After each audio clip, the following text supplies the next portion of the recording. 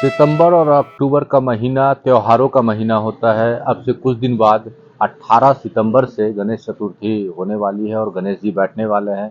बिलासपुर शहर की बात करें तो बिलासपुर शहर में अनेक जगह पे गणेश प्रतिमाएं विराजित करवाई जाती है और आप देख सकते हैं हम एक मूर्तिकार के बीच में आज मौजूद हैं। इन्होंने बहुत ही आकर्षक प्रतिमा बनाया है जो कि अभी बिलासपुर के लिए विशेष आकर्षण का केंद्र बना हुआ है।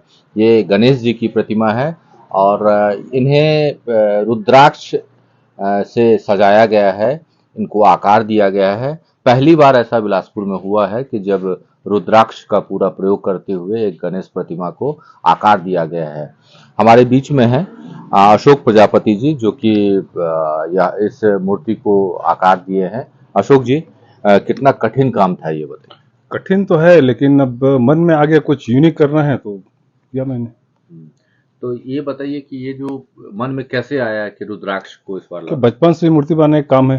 हम्म। बीच में मैं 8-10 साल बंद कर दिया था, लेकिन अभी विगत 2-3 सालों से मैं फिर से चालू किया हूँ और मन में ये बात हमेशा रहा कि कुछ नया करके दिखाऊं, नया करके दिखाऊं। इससे पहले एक रुई का मूर्ति बनाया था, फिर लास्ट ईयर मैं पिछले साल नारियल की मूर्ति बनाया था, इस बार रुद्राक्ष की मूर्ति बनाया हूँ। आने वाले और वर्षों में और कुछ सोच के रखा हूँ।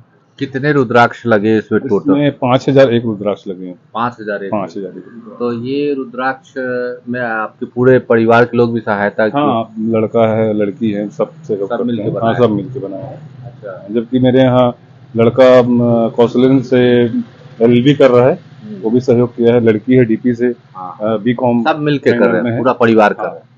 तो ये आप आजकल जो एक चीज नया ट्रेंड देखने को मिला जी, कि बाहर से भी मूर्तियां आ रही है शहर में। उसका रीजन भी है। बाहर से मूर्तियां जो आ रही हैं, जो नागपुर से आ रही है, अमरावती से आ रही हैं, कलकत्ता से आ रही हैं, सारी मूर्तियां प्लास्टर की मूर्तियां हैं। जो लोकल यहाँ के कुम्हार जो बनाते थे मूर्तिकार, जो मिट्टी की मूर्ति होती थी, मैं प्रशासन से ही बोलना चाहूंगा कि बाहर की मूर्तियों पर बैन लगानी चाहिए, क्योंकि यहाँ के जो कुम्हार समाज के हैं उनकी रोजी रोटी की दिक्कत आ रही है।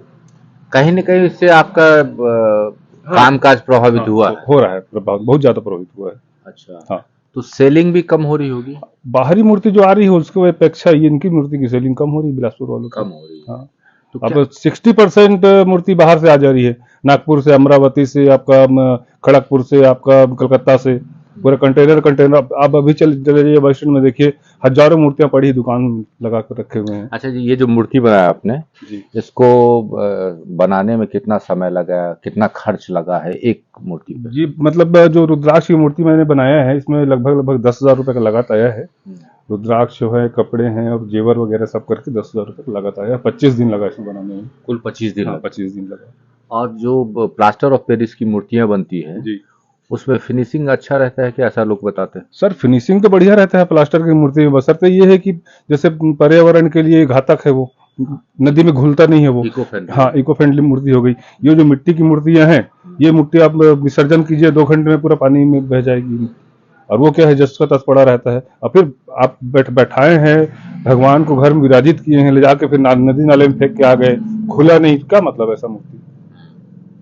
तो यहाँ आप कितने समाज में कितने लोग हैं आप लोग जो ये इस काम से लगे हैं? यहाँ लगभग बिलासपुर में 80-90 परिवार हैं जो मूर्तियां काम करते हैं। अच्छा, मुख्य प्रोफेशन ये नहीं हो सकता क्योंकि इससे दाल रोटी नहीं चल पाएगी? नहीं, मेरा तो काम अलग है, मैं ट्रांसपोर्टर नहीं, हूँ। कोई भी अन्य अगर बात करें, हाँ। अगर सिर्फ इसी भरोसे रहे, मूर्तिकारी के भरोसे, तो नहीं चल पाएगा। नहीं, ऐसा नहीं है भैया। करने वाले साल साल भर पूरा मूर्ति काम करते हैं। घर में 2-4 परिवार बिलासपुर भी हैं जो 24 घंटे और हर साल मिट्टी का ही काम करते हैं हम लोग। उनका भी चलता है कारोबारी, लेकिन मैं ट्रांसपोर्टर हूँ मैं एक, तो अब समय निकाल के कुछ कर लेता सबसे हूँ। बड़ी बाधा यही है कि बाहर से मूर्तियां आने जी, लगी। अच्छा, पश्चिम बंगाल से मिट्टी लाते थे पहले आप लोग? अभी भी आता है। अच्छा। कलकत्ता से मिट्टी आती है, फिनिशिंग काम में आता है, अभी भी आता है वो। हाँ, वो अनिवार्य है लाना? नहीं, ऐसा कोई जरूरी नहीं है, लगाना भी कोई जरूरी नहीं है, लेकिन वो है कि फिनिशिंग के लिए लाया जाता है उसको। और इसमें जो श्रमिक लगते हैं मजदूर बाहर जी, के, जी। वो बाहर से लाते हैं या घरेलू स्तर पर मिल जाता है? घर पे ही कर लेते हैं भैया, बाहरी बड़ा स्तर पे तो काम करता नहीं हूँ मैं, हम्म। छोटा स्तर पे करता हूँ। घर भी मिलजुल कर लेते हैं हम लोग। तो इस तरह से बताया इन्होंने।